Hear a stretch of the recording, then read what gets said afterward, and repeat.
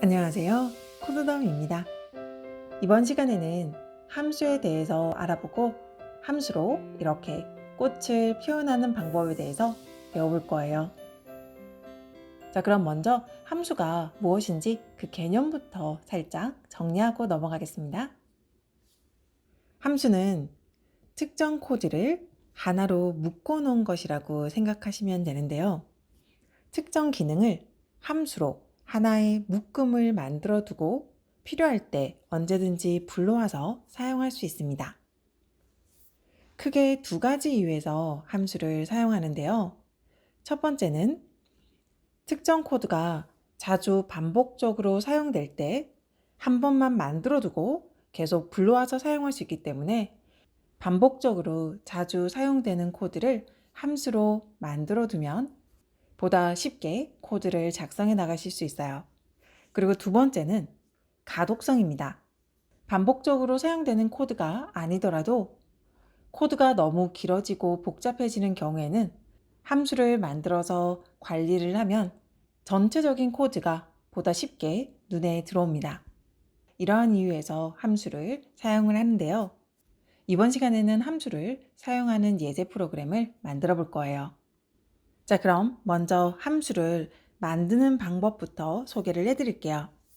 자, 이렇게 def라는 키워드를 사용해서 자신이 원하는 함수 이름을 붙여주면 됩니다. 그리고 그 뒤쪽으로 이렇게 소괄호와 콜론을 찍어주고 그 아래쪽에 함수로 묶기를 원하는 코드를 가지고 와서 적어주시면 되세요. 이때 실행될 코드는 4칸 들여쓰기를 해주셔야 됩니다. 그래서 스페이스 4칸 들여쓰기를 해서 적어주셔야 되세요. 자, 여기에서 def라고 하는 것은 영어의 정의하다라는 뜻의 define의 약자예요. 이렇게 함수를 만드는 것을 저희는 함수를 정의한다 라고 표현합니다. 그리고 이렇게 만들어진 함수를 가지고 와서 사용할 때는 함수 이름과 소괄호까지만 적어주시면 되세요.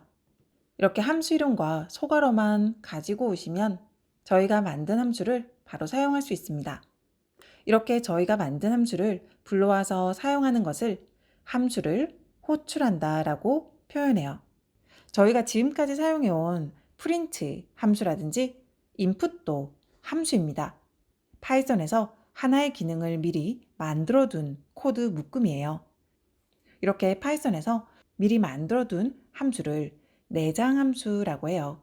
그리고 저희가 직접 만들어서 사용하는 함수를 사용자 정의 함수라고 합니다. 이전 시간에 사용했었던 터들 그래픽 모듈을 활용해서 꽃잎을 표현해 줄 거예요. 그 꽃잎을 표현하는 과정에서 함수를 적용시키는 방법을 알려드리겠습니다.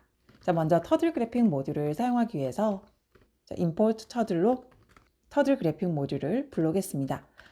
자, 이렇게 해서 as t 형식으로 이렇게 별칭을 붙여서 사용해 줄게요. 꽃잎 한 장을 먼저 그려볼 건데요.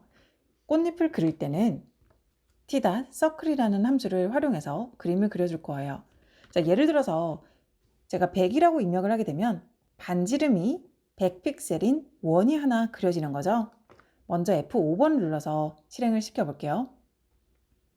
이렇게 하나의 원이 그려집니다. 자, 여기에서 두 번째 매개 변수를 저희가 설정을 해줄 수 있는데요. 이 두 번째 매개 변수는 각도를 넣어줄 수 있습니다.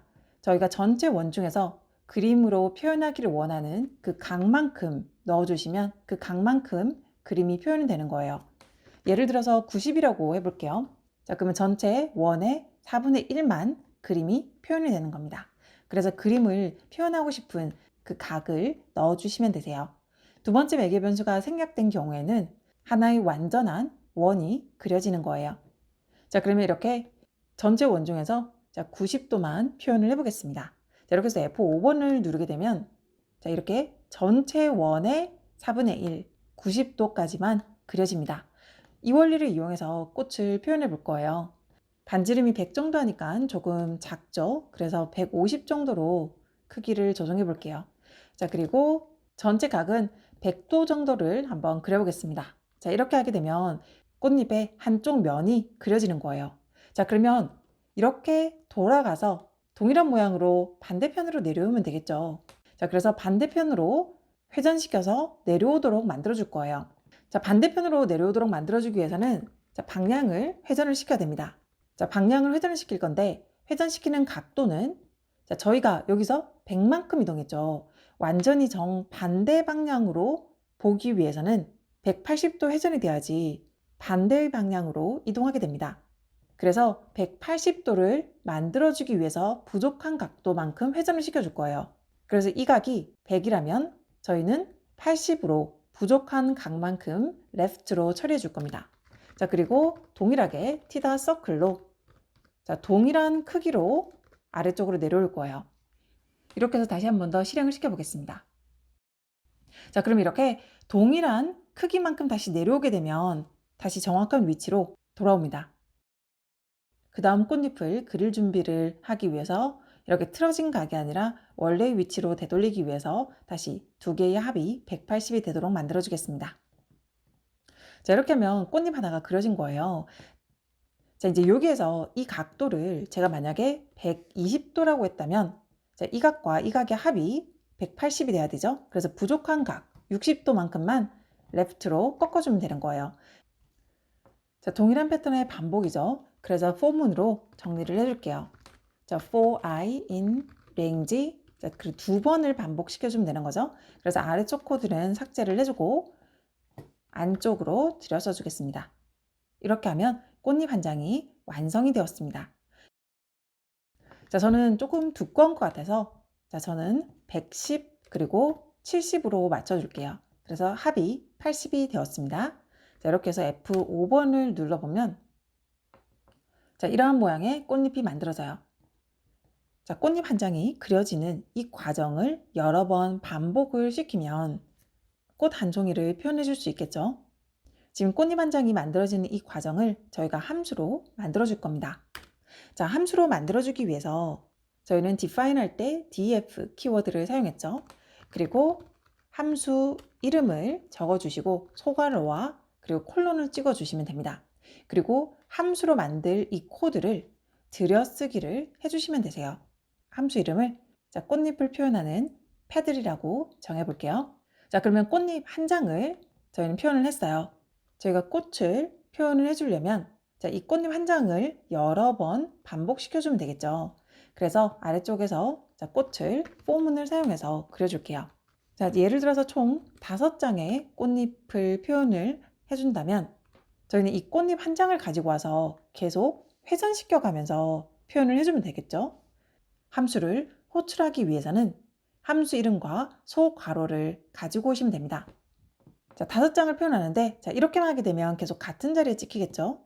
그래서 저희가 이전에 사용했던 외곽의 합 원리를 이용할 거예요. 자, 그래서 t left로 전체 360을 저희가 이 반복되는 5번으로 나눠줄 거예요. 그러면 360도를 도는데 5번 만에 돌기 위한 그 각도만큼 회전을 하면서 이렇게 꽃잎을 그려주는 거죠. 자, 여기까지 해서 한번 실행을 시켜볼 건데요. 자, 꽃잎 그려지는 속도를 조금 빠르게 두기 위해서 스피드를 0으로 최고 속도로 지정을 해줄게요. 이렇게 해서 F5번을 눌러서 실행을 시켜보겠습니다. 자, 그럼 이렇게 꽃잎이 5장이 그려져요. 자, 예를 들어서 6장을 그리고 싶다면 여기 6으로 맞춰주면 되겠죠? 그러면 꽃잎이 6장이 그려집니다.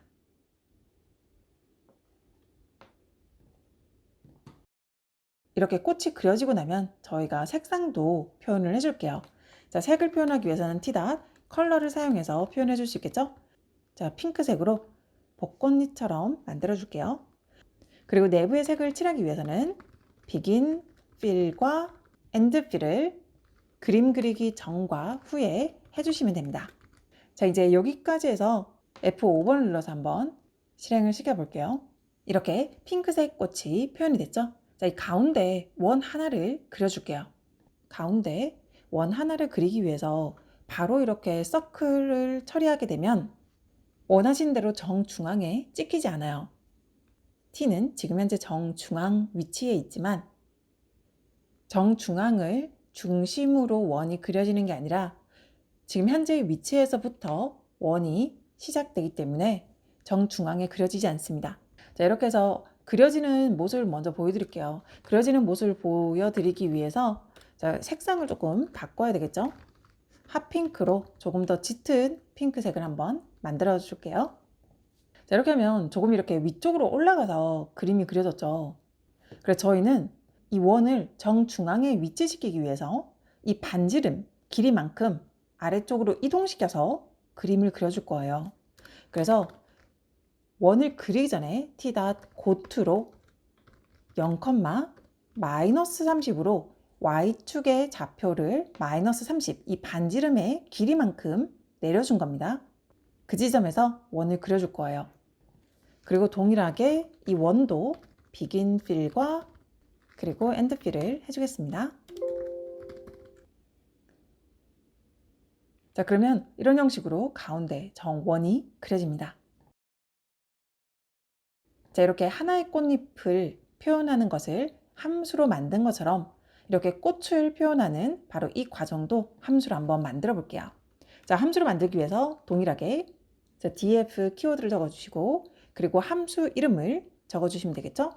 자, 저는 draw flower로 이름을 정하겠습니다. 자, 그리고 이 아래쪽에 있는 모든 코드를 들여쓰기를 해주시면 됩니다. 이렇게 함수 내에 다른 함수를 호출해서 사용할 수 있습니다. 자, 이렇게 되면 함수와 함수기 때문에 지금은 어떠한 코드도 실행되지 않아요. 함수 자체는 호출하기 전까지는 실행이 되지 않기 때문에 저희가 원하는 꽃잎을 표현할 수가 없죠. 그래서 이 함수를 호출해서 사용해 주셔야 됩니다. 자, 아래쪽에 자, 이렇게 함수 아래쪽에서 호출해서 사용해 줄 거예요. 파이썬 같은 경우에는 반드시 함수를 호출하기 전에 먼저 함수를 정의를 해주셔야 되세요. 그래서 함수 정의를 먼저 해주시고 뒤쪽에서 함수 호출을 해주셔야 됩니다. 자, 이렇게 함수 호출을 하고 나서 F5번을 눌러서 최종적으로 그려지는 과정을 보겠습니다. 자, 이렇게 해서 이 끝에 조그맣게 터들 모양이 나와 있죠? t.hide 터들로 이렇게 숨겨주시면 되세요. 이렇게 해서 배경도 자, 비지 컬러를 사용해서 아이보리로 한번 표현을 해볼게요. 자, 그럼 이렇게 아이보리색 배경에 꽃이 한 송이 표현이 되었어요. 다음 시간에는 매개 변수를 사용해서 다양하게 꽃에 변화를 주는 방법에 대해서 알아보겠습니다. 자, 그럼 저는 다음 시간에 다시 인사드리겠습니다.